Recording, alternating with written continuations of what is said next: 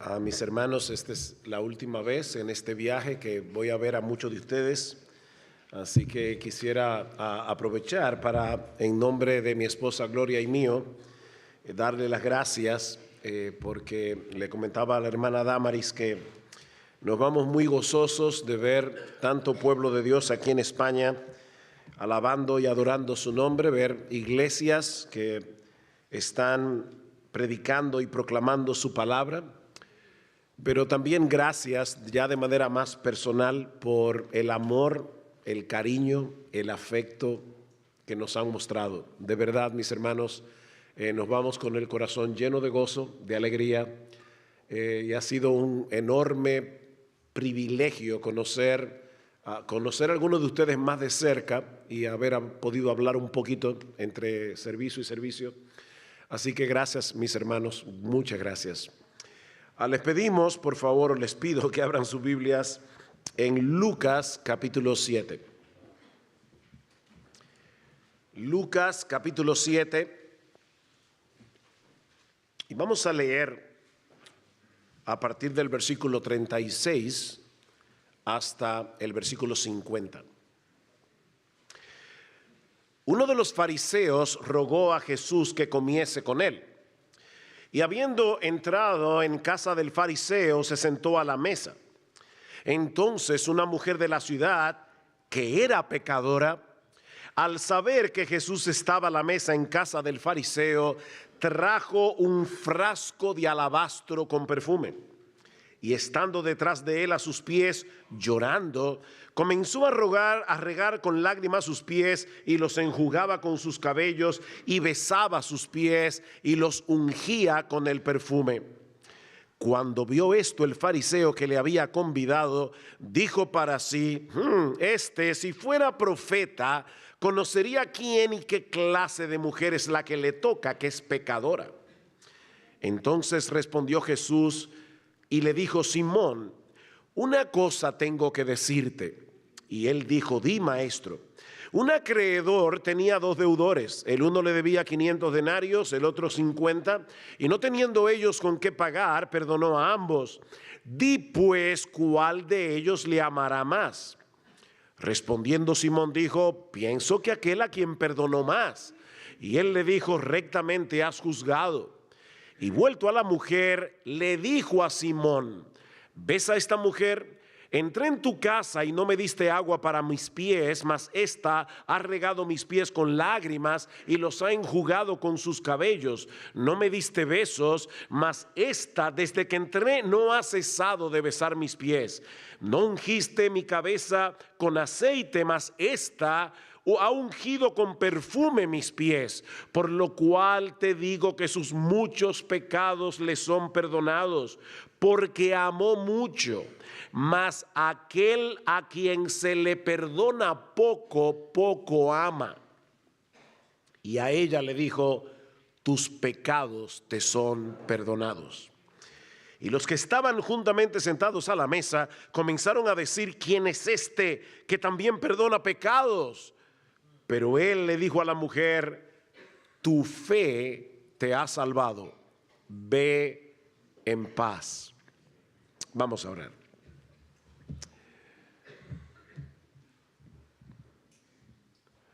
Señor, ahora vamos a predicar tu santa y bendita palabra. Reconocemos, oh Señor, nuestra propia debilidad para poder explicar y para poder entregar el corazón mientras explicamos lo que este pasaje encierra. Pero qué bueno, Señor, que tenemos tu Santo Espíritu. Y te rogamos, oh Padre bueno, que Él venga ahora, abra nuestros ojos, abra nuestro corazón, ayúdanos a ver al Cristo que se presenta en este pasaje, pero sobre todo, Señor, ayúdanos a amar con devoción a este Cristo. Ven, ven, ven, oh Dios, porque te lo pedimos en su nombre y para su gloria. Amén y amén. Uno de los pasajes más conocidos de los evangelios es sin duda la parábola, la famosa parábola del hijo pródigo. De hecho, aún entre personas que no están familiarizadas con las escrituras, la historia de este joven que desperdició su herencia hasta llegar a la miseria y que luego vuelve en sí, regresa a casa de su padre, aún con la disposición de ser recibido como un siervo más, y el padre lo recibe con los brazos abiertos. Parece que esta historia, la del hijo pródigo, toca fibras muy sensibles del corazón humano. Y lo mismo podemos decir de esta historia que acabamos de leer en Lucas capítulo 7 y que vamos a estar considerando en la mañana de hoy. Ahora, hay una diferencia extremadamente importante entre el hijo pródigo y el relato de esta mujer. Y es que a diferencia de la parábola de Lucas 15, la narración de Lucas 7 es una historia de la vida real. No es una parábola. Es una historia de la vida real que ejemplifica la enseñanza de la parábola del hijo pródigo.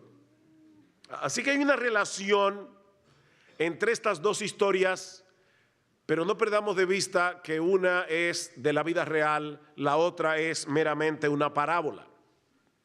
Aquí hay dos personajes de carne y hueso, como tú y como yo, un hombre y una mujer completamente distintos entre sí, que tienen un encuentro significativo con el Señor Jesucristo.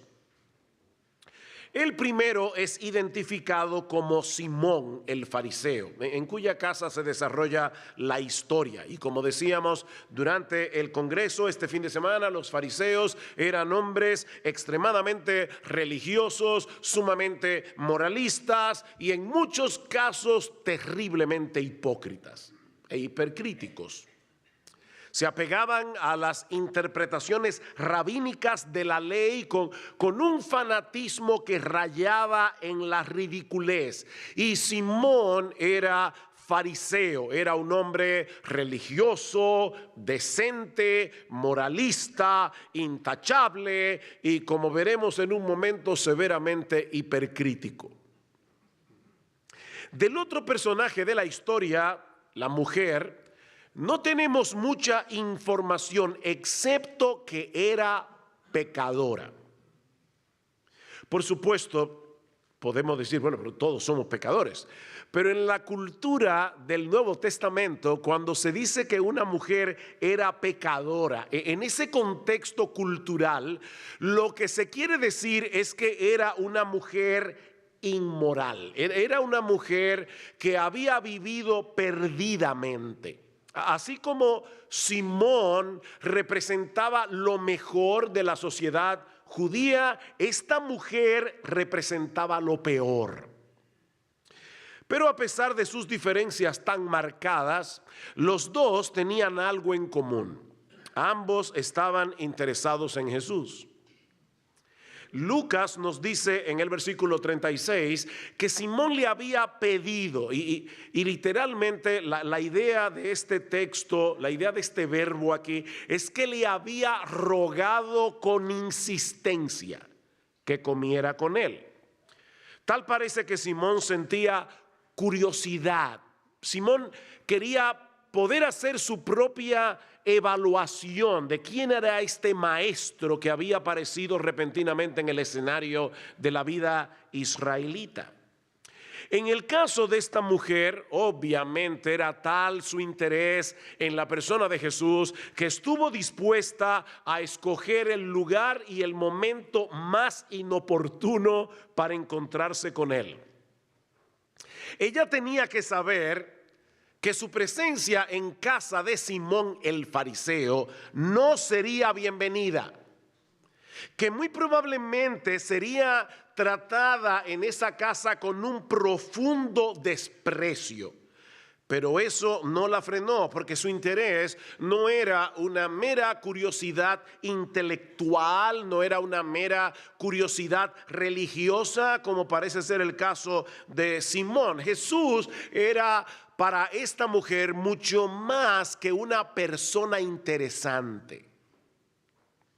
De alguna forma, esta mujer había llegado a entender que este hombre santo y puro llamado Jesús, infinitamente más santo y más puro que todos los fariseos que estaban sentados a la mesa en casa de Simón esa noche, estaba dispuesto a recibirla, estaba dispuesto a perdonarla, que este hombre infinitamente santo y puro era al mismo tiempo infinitamente bondadoso y lleno de gracia.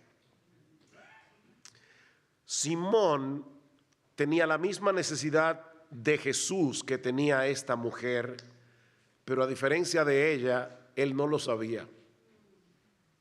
Es por eso que los dos reaccionaron de una manera tan distinta esa noche cuando se encontraron frente a frente con la persona de Jesús. Vean una vez más los versículos 37 y 38. Entonces una mujer de la ciudad que era pecadora, al saber que Jesús estaba a la mesa en casa del fariseo, trajo un frasco de perfume de alabastro con perfume, y estando detrás de él a sus pies, obviamente traten de imaginarse no una mesa como la que nosotros conocemos hoy en Occidente, sino un tablón prácticamente a nivel de piso. Las personas se sentaban apoyados con un codo, con los pies hacia atrás, y entonces con una mano tomaban los alimentos. Así que para que puedan imaginarse la escena, así estaba Jesús cuando esta mujer vino por detrás para ungirle los pies. Dice, estando detrás de él, llorando, comenzó a regar con lágrimas sus pies y los enjugaba con sus cabellos y besaba sus pies y los ungía con perfume. Ahora, hermanos, ¿por qué esta mujer se comportó en una forma tan extraña? ¿Es esta la reacción de una mente desquiciada?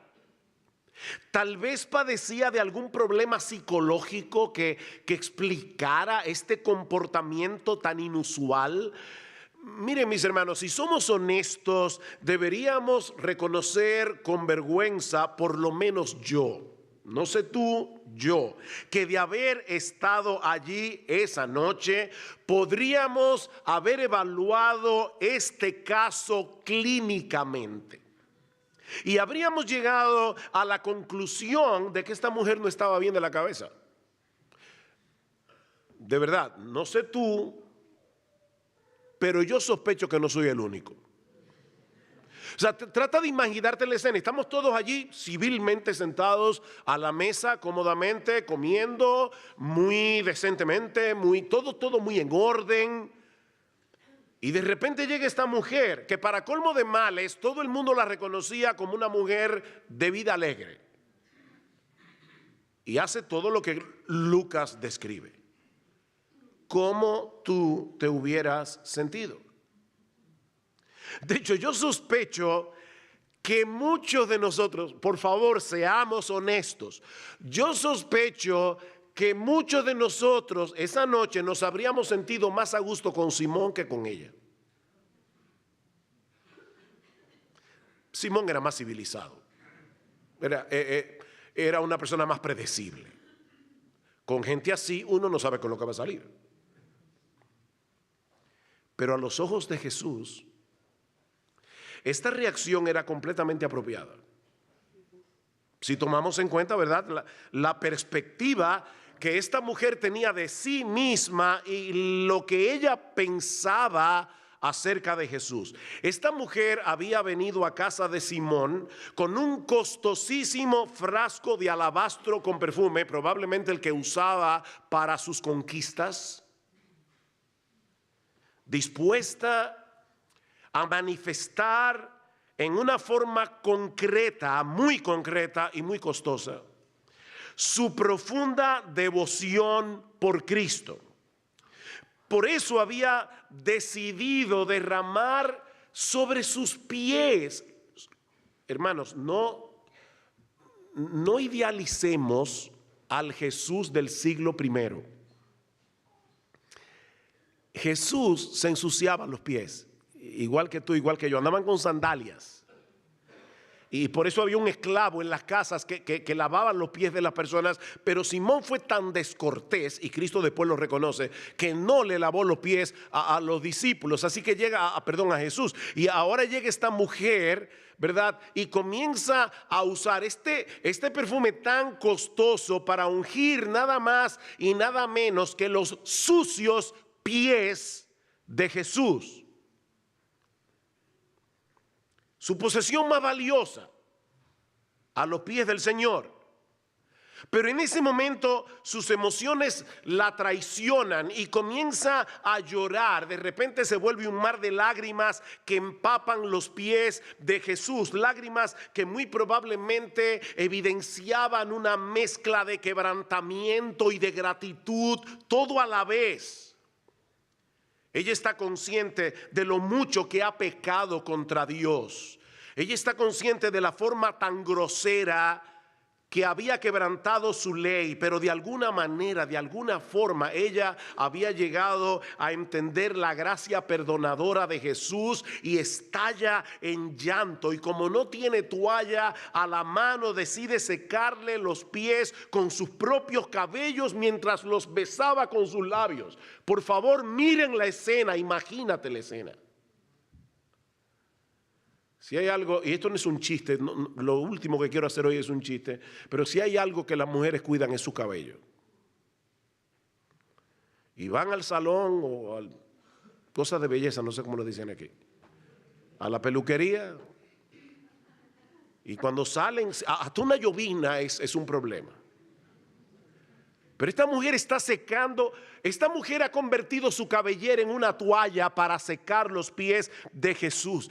Es interesante notar que en todo el relato ella no pronuncia una sola palabra porque no era necesario. Sus ojos, su cabello, sus manos, sus perfumes se encargaron de decir todo lo que ella quería decir. Ella estaba rindiendo un homenaje de adoración a aquel que podía librarla de su esclavitud y concederle de pura gracia la entrada en el reino de los cielos. Y por supuesto, cuando Simón ve este espectáculo, él reacciona como todo un fariseo. Versículo 39. Cuando vio esto, el fariseo que le había convidado dijo para sí: miren qué despectivo, ¿verdad? Si fuera profeta, conocería quién y qué clase de mujer es la que le toca, que es pecadora. Es obvio que Jesús no puede ser un profeta, no puede ser un enviado de Dios, porque de haberlo sido, se habría dado cuenta de inmediato cuán despreciable es esta mujer. Si Jesús hubiera sido un enviado de Dios, seguramente habría reaccionado como nosotros los fariseos. Pon allí cualquier denominación que tú quieras. Pero Jesús era más que un profeta. Él sabía perfectamente quién era esa mujer. Lo sabía perfectamente. Él sabía todo lo que ella había hecho, como sabe todo lo que tú has hecho. Pero conocía también lo que Simón estaba pensando. Simón y Jesús vieron el mismo cuadro,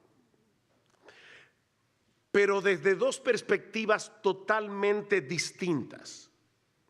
De ahí la parábola de los versículos 40 al 47. Simón, una cosa tengo que decirte. Y él ahora hipócritamente dice: di, maestro.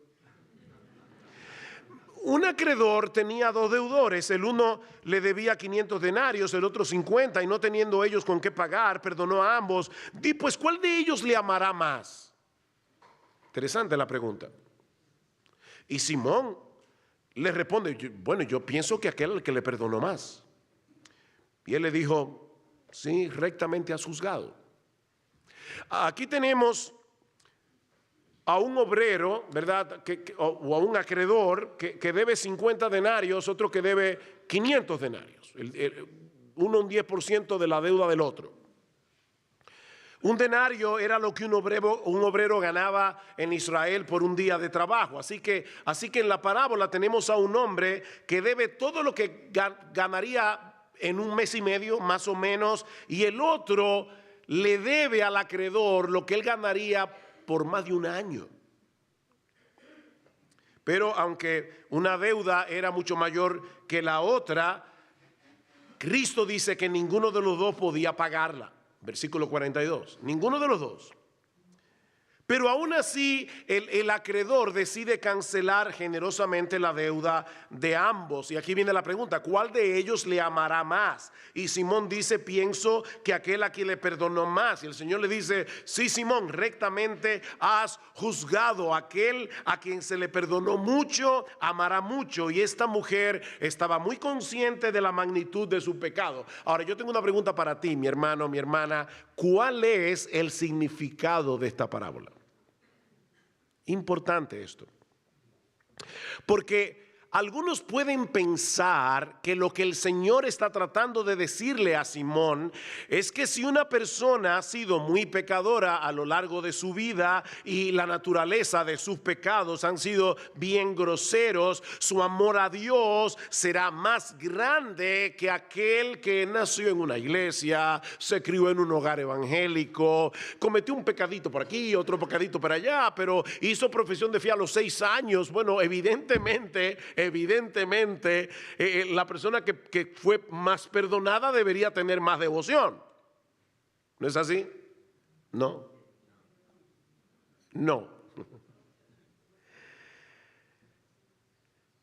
Si esa fuera la interpretación de la parábola, entonces la actitud de Simón era totalmente justificada.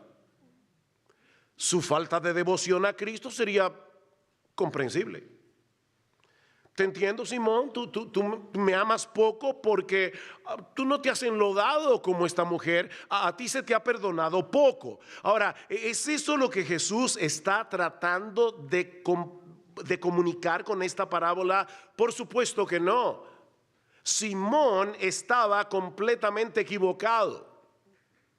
Recuerden, mis hermanos, que ninguno de los dos deudores podía pagar la deuda. La diferencia entre uno y otro no radica en la cantidad de la deuda, sino en la conciencia que cada uno de ellos tiene de cuál era su problema con el acreedor.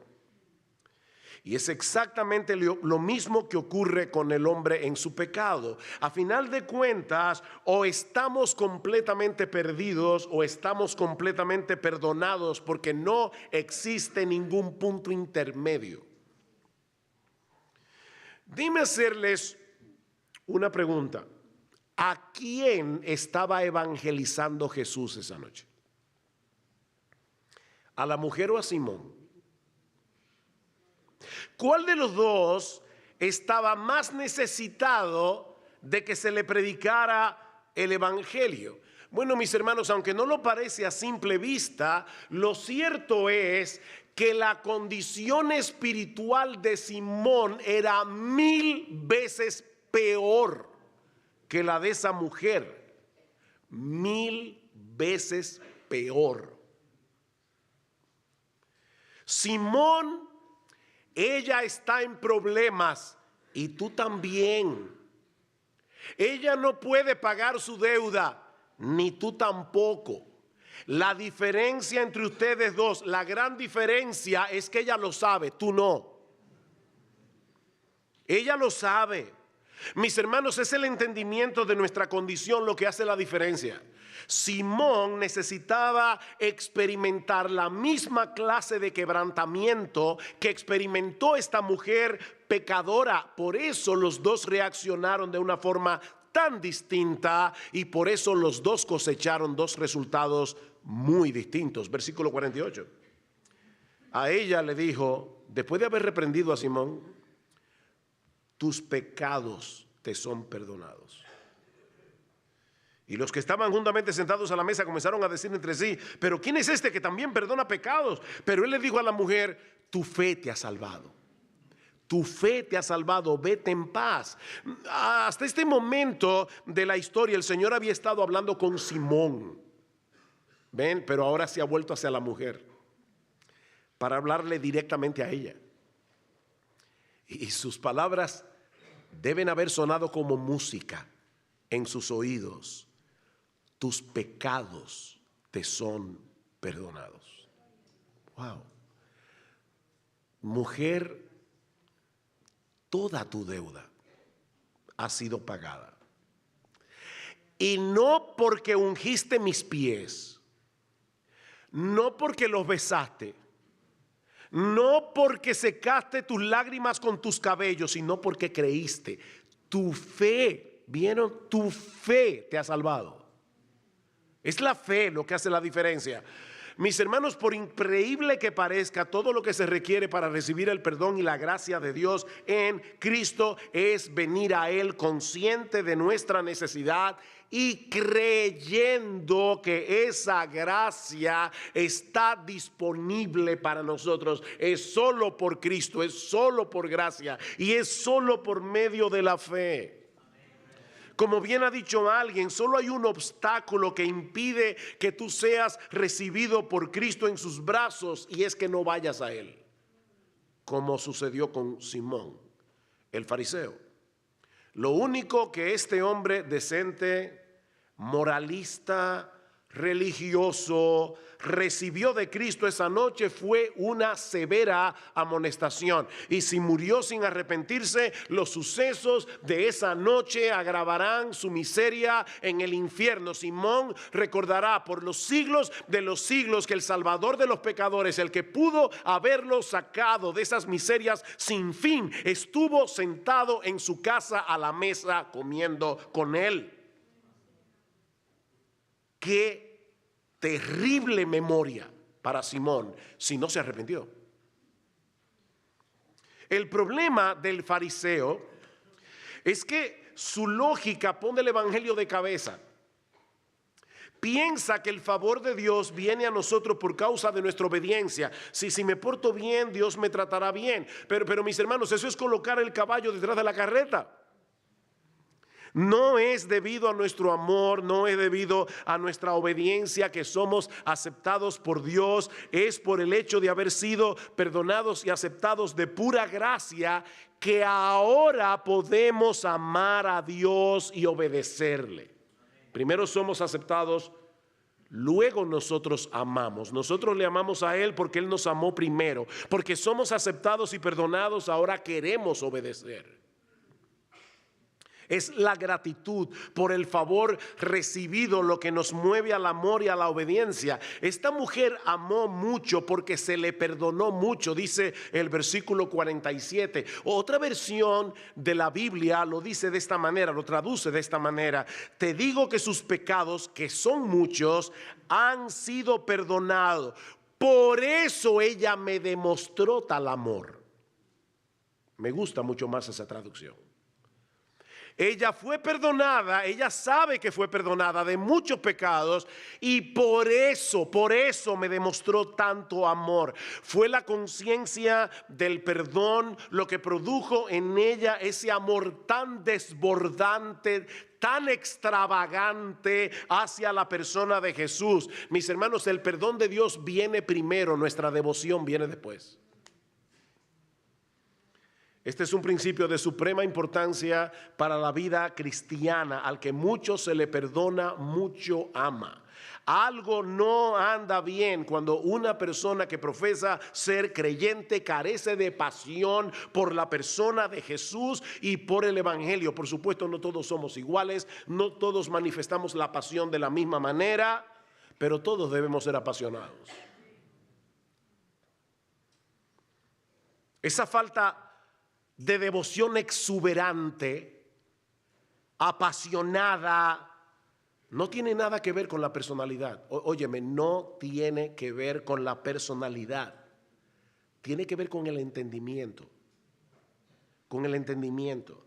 La comprensión del inmensurable amor de Dios manifestado en su perdón y aceptación es el combustible del fervor, aunque no todos lo manifestemos de la misma manera. Por favor, hermanos, no comiencen a juzgarse unos a otros si uno canta levantando la mano y cerrando los ojos y el otro canta con los ojos abiertos y la mano abajo?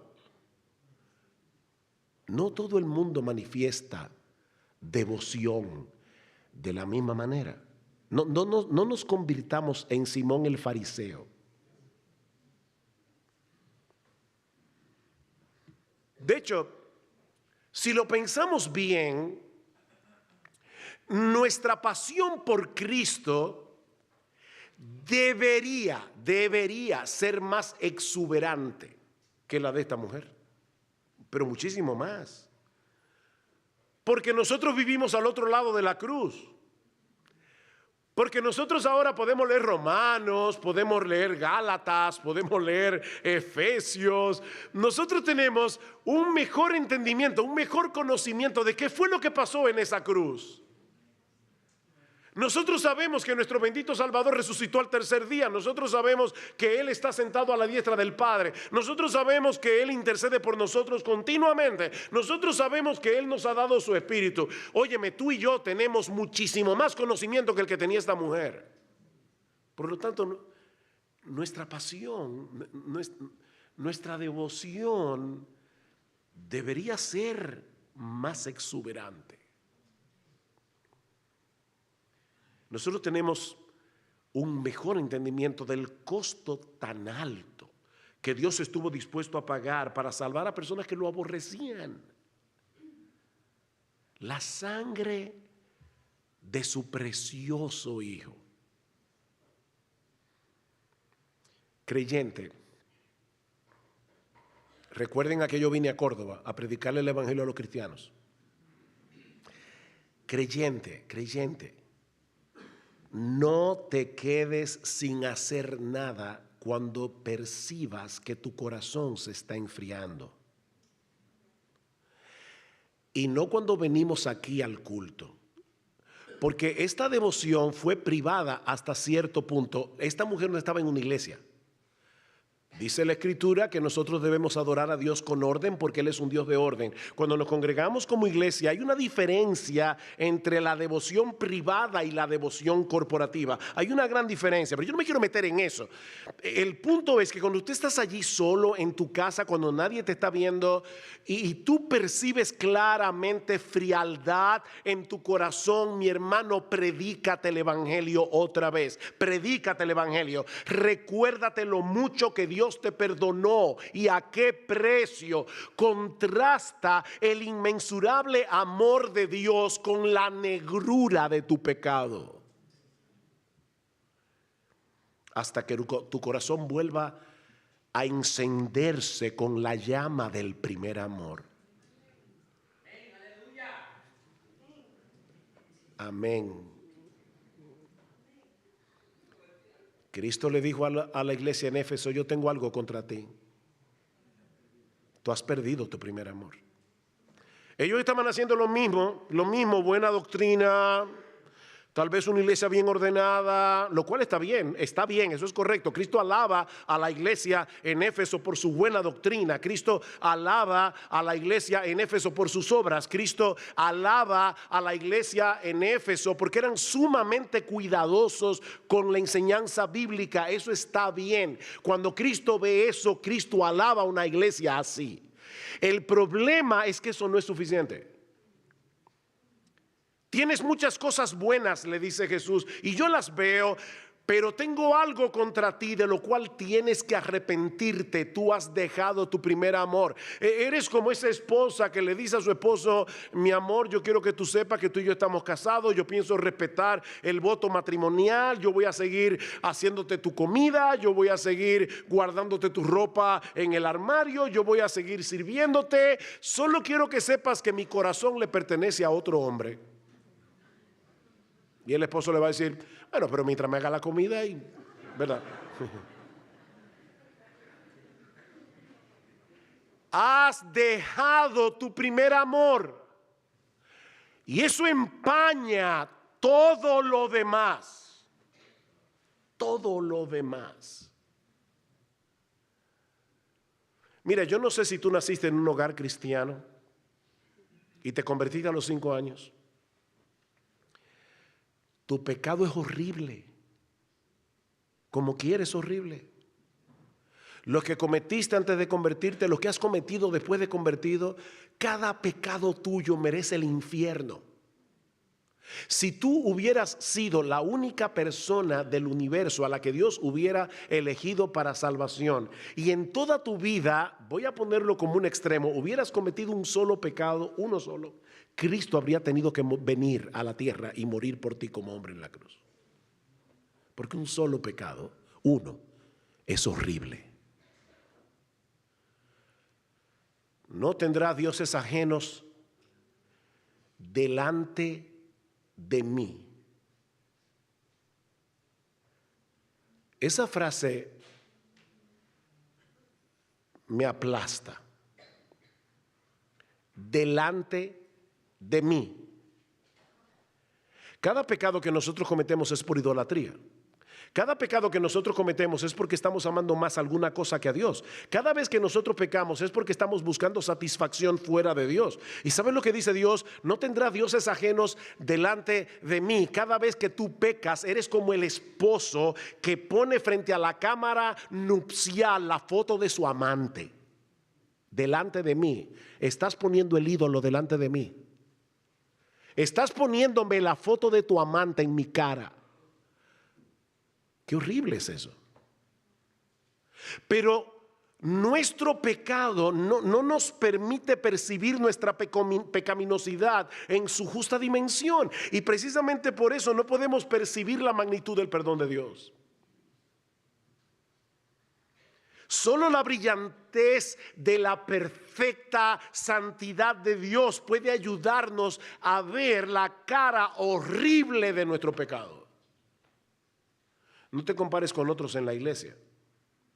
Compárate con Dios.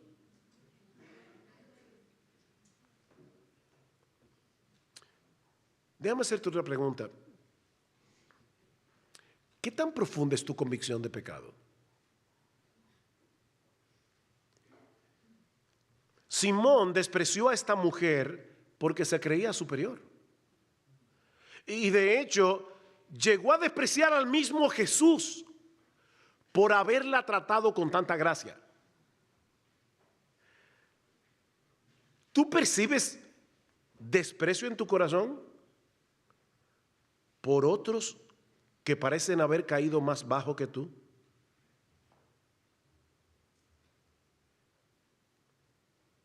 Una joven de nuestra iglesia habló con nuestra hija mayor hace unos años, cuando todavía era soltera, y le dijo: cuando yo salgo de casa y llego de noche, tengo que pasar por una zona de la capital donde se congregan algunas prostitutas a esperar a sus clientes. Y me duele en el corazón porque algunas de ellas no han cumplido 18 años. ¿Por qué no nos vamos a predicarles el evangelio? Y comenzaron un grupo de jóvenes de la iglesia a ir a esta zona a hablar con estas mujeres. Y nuestra hija nos contaba que el primer día que llegaron allí con regalos para ellas comenzaron a llorar porque nadie las trataba bien. Y finalmente ellas decidieron hacer una cena de Navidad. Y nos preguntaron a nosotros los pastores qué nos parecía esta idea. Y es que decía: nosotros queremos que los hombres de la iglesia les sirvan a estas mujeres y nosotras nos vamos a sentar con ellas a conversar con ellas. Porque ellas están acostumbradas a que los hombres las maltraten. Y nosotros queremos que ellas vean a los hombres sirviéndolas. Y le llevábamos una predicación de la palabra, y me acuerdo que en una ocasión cuando llego, me tocaba a mí predicar esa noche y estaban allí todas las mujeres. Y una persona salió rápido y me dijo: pastor, quiero advertirle que allí hay 4 hombres vestidos de mujer que también eran prostitutas. ¿Qué hacemos con eso?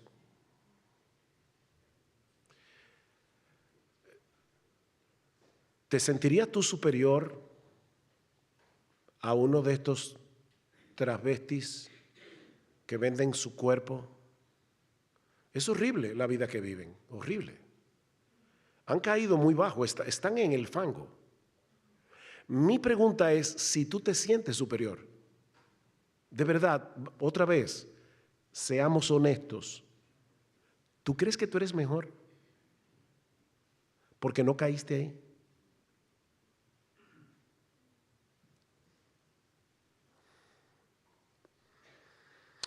O tal vez, más bien tú sientes un profundo desprecio por Simón el fariseo.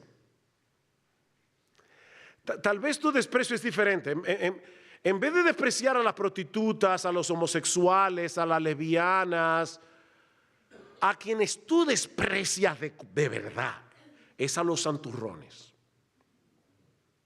a los legalistas, a los bautistas.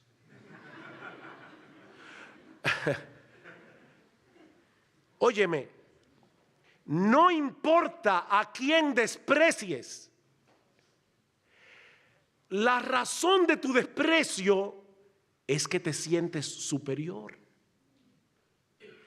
¿Tú no te das cuenta que estás cometiendo el mismo pecado? En el fondo de nuestro corazón creemos que somos mejores que la mujer o que somos mejores que Simón. Pero en cualquier caso, estamos equivocados y no estamos actuando como Jesús, porque Jesús aceptó la invitación de Simón el fariseo a cenar en su casa y también aceptó la adoración de la mujer. Las dos cosas. Jesús salvó a Pablo, Jesús salvó a Saulo de Tarso, el fariseo hipócrita, santurrón, legalista, y Dios en Cristo salvó a Pablo también.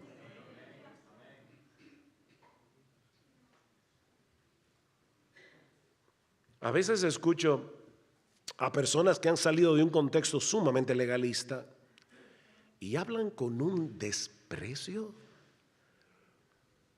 Óyeme, el orgullo se manifiesta de muchas maneras.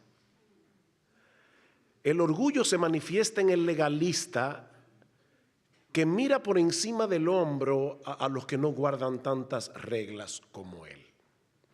Pero el orgullo también se manifiesta en aquel que mira al legalista por encima del hombro porque es tan cuadrado. Y es el mismo orgullo, es el mismo pecado infernal. No somos mejores. ¿Y sabes cuál es el problema aquí? Que si no lo entiendes, no vas a amar a Jesús como deberías amarlo. El problema con el que estoy lidiando aquí esta mañana, ya hablamos de Romanos, vimos toda la parte doctrinal, pero ahora quiero aterrizar este avión. El problema para poder aplicar Romanos 6, Romanos 7 y ver todo lo que vimos en este fin de semana como algo práctico en nuestras vidas, es que si no entendemos lo malo que somos y si no entendemos lo grande que es el perdón de Dios en Cristo, nunca vamos a tener pasión por Él.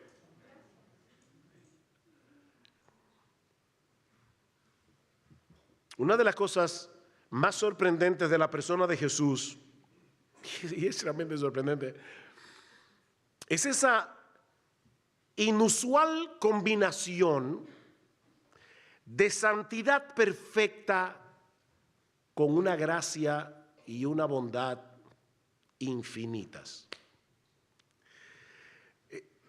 Jesús era absolutamente accesible al pecador, al leproso, a la prostituta, al fariseo y al publicano. Jesús era accesible. Venid a mí todos los que estáis trabajados y cargados, todos, vengan a mí. Yo los haré descansar, llevad mi yugo sobre vosotros y aprended de mí. Esta es la primera vez y la única vez en todos los evangelios donde Cristo se describe a Él mismo y dice: yo soy manso y humilde de corazón. ¿Cómo se define Jesús? Yo soy manso y humilde de corazón. Vengan a mí y hallaréis descanso para vuestras almas. Con razón decía el puritano Thomas Goodwin, ministro del siglo XVII, Cristo es amor cubierto de carne. Goodwin fue uno de los hombres que más habló del amor de Cristo. Él decía, Cristo es amor cubierto de carne. Y yo te pregunto, ¿es así como tú percibes a Jesús? Porque es así como Él se revela en su palabra. Alguien decía que de forma natural tendemos a pensar en Jesús tocándonos de la misma manera que un niño pequeño estira la mano para tocar una babosa por primera vez, con la cara arrugada y dando un grito de disgusto. Es como, sí, yo sé que Cristo se acerca a mí, pero tapándose la nariz seguramente por el hedor de mi pecado. No, Él es manso y humilde de corazón. Jesús es accesible. Qué glorioso Salvador tenemos, ¿verdad? Él combina de una forma inigualable una pureza infinita con una gentileza y bondad infinita. Y como bien ha dicho alguien, y no es nuestra belleza lo que se gana a su amor, es nuestra falta de encanto. O tú crees que Cristo se acercó a ti porque estaba buscando pecadores y dijo, vete más o menos.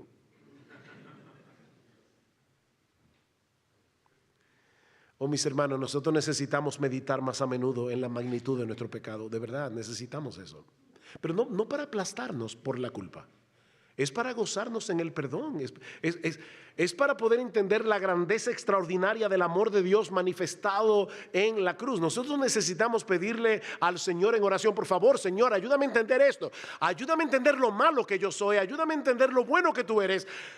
Enciende, oh Dios, la llama de mi pasión por ti, porque nuestro bendito Señor y Salvador merece de nosotros la más profunda, extravagante, ardiente devoción, cada cual conforme a su temperamento. Y solo la comprensión de su amor puede hacer eso.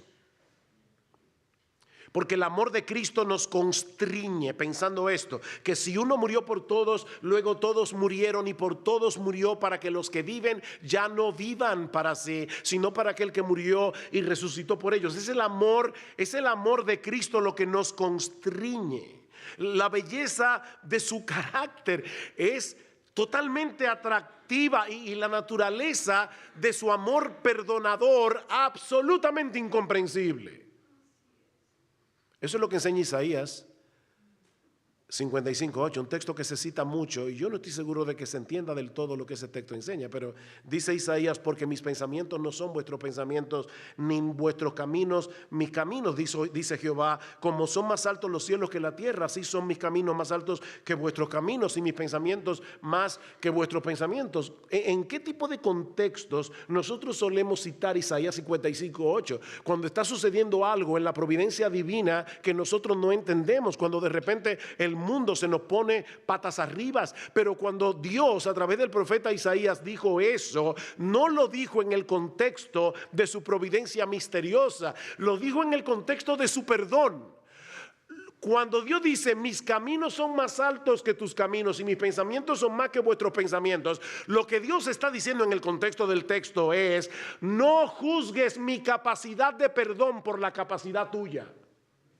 De hecho, escuchen el contexto, los versículos anteriores. Buscad a Jehová mientras pueda ser hallado, llamadle en tanto que está cercano. Deje el impío su camino y el hombre inicuo sus pensamientos, y vuélvase a Jehová, el cual tendrá de él misericordia, y al Dios nuestro, el cual será amplio en perdonar. Y si no me crees, entiende esto, es que mis caminos son más altos que los tuyos. ¿Ven? No es en el contexto de una providencia misteriosa que Dios está diciendo esto, es en el contexto de su amor perdonador. Es en ese sentido que sus caminos son más altos. Su amplitud en perdonar no puede ser comparada con la estrechez de nuestro corazón. Qué difícil es para nosotros perdonar. Mira lo que me hicieron. De verdad, yo no te conozco, no te quiero ofender, pero honestamente, ¿quién tú te crees que eres? Nosotros Pecamos continuamente contra un Dios perfectamente santo y Él siempre, siempre, siempre está dispuesto a perdonarnos. ¿Y a qué precio? ¿Y tú y yo no podemos perdonar? ¿No te das cuenta que con ese espíritu no perdonador tú no vas a poder entender como deberías el amor perdonador de Dios? Y al no entender el amor perdonador de Dios, eso va a apagar la llama de tu amor. Al que mucho se le perdona, mucho ama. Esa es la regla. Al que mucho se le perdona, mucho ama. Durante este fin de semana hemos estado escuchando el Evangelio y sus implicaciones a través de la carta de Pablo a los romanos. Hemos estado adquiriendo un entendimiento más amplio de ese precioso diamante que el que seguramente tenía esta mujer de nuestra historia. Pero ya el Congreso terminó. Ahora nos toca bajar de la montaña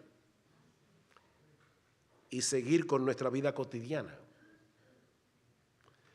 Mis hermanos, quiera el Señor concedernos una gratitud y devoción tan profundas, quizás más profunda que la que manifestó esta mujer. Que salgamos de este lugar sobrecogidos por el inmenso amor de Dios con cada uno de nosotros.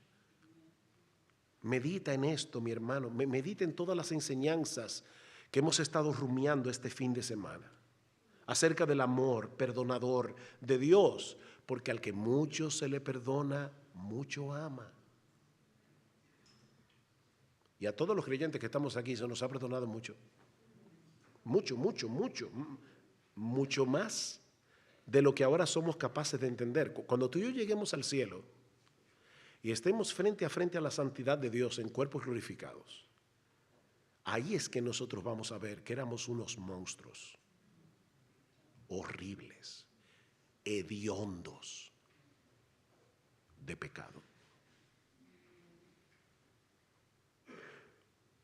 Pero podemos comenzar a darle gracias al Señor por fe, por lo que dice su palabra, aunque no entendamos todavía cuán pecadores somos. Debemos pedir al Señor que nos ayude a ser accesibles como Jesús a todo tipo de pecador, a todo tipo de pecador, a los que se han hundido en el lodo y a los santurrones como Simón. Señor, yo quiero ser accesible, yo quiero ser accesible a todo tipo de pecador. Porque ambos están igualmente perdidos y ambos necesitan al mismo Salvador. Y Cristo está dispuesto a perdonarlo a los dos. A la mujer y al santurrón. Qué amor mis pecados decide olvidar. Lanzados al mar no los quiere contar. Él siendo omnisciente olvida mi pecado. Voy a editarlo aquí. Mis pecados son muchos, su gracia es mayor. Paciente me aguarda en mi desviar. Un padre que tierno me llama al hogar. Recibe al débil y al vil pecador. Mis pecados son muchos, su gracia es mayor. Gloria a Dios, su gracia es mayor. Sus misericordias hoy nuevas son. Mis pecados son muchos, su gracia es mayor. Alabados sea el Cordero. Qué gran Salvador, qué gran Salvador. Y mi amigo, si tú estás aquí sin Cristo en esta mañana, déjame decirte una cosa más y termino. Yo no sé con cuál de estos dos personajes de la historia te identificas tú. Yo no sé si tú estás del lado de Simón o estás del lado de esta mujer, pero sabes que sea con uno o con otro, tú necesitas a Jesús. Tú necesitas el perdón que solo Él puede darte, y Él puede hacer por ti hoy lo mismo que hizo por esta mujer: concederte de pura gracia un perdón absoluto y permanente, porque Él pagó el precio del perdón en la cruz del Calvario. Él cumplió la ley en nuestro lugar y luego murió en la cruz como si la hubiera violado, como si hubiera violado cada uno de sus mandamientos, para sustituir en esa cruz a pecadores como tú y como yo. Y sobre esa base hoy ofrecen el Evangelio: perdón, vida eterna, comunión con Dios, únicamente por medio de la fe. Mi amigo, no desprecies esta oportunidad que Dios te está brindando hoy, porque la puerta de la salvación sigue abierta de par en par para ti hoy. Ven, ven, ven a Cristo. Ahora ven a Cristo. Vamos a orar. Señor,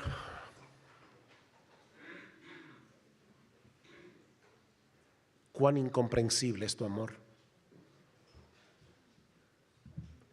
Cuán incomprensible es tu perdón. Cuán incomprensible es tu gracia. Gracias, Señor. Gracias, Señor. Gracias por Cristo. Perdónanos, Señor.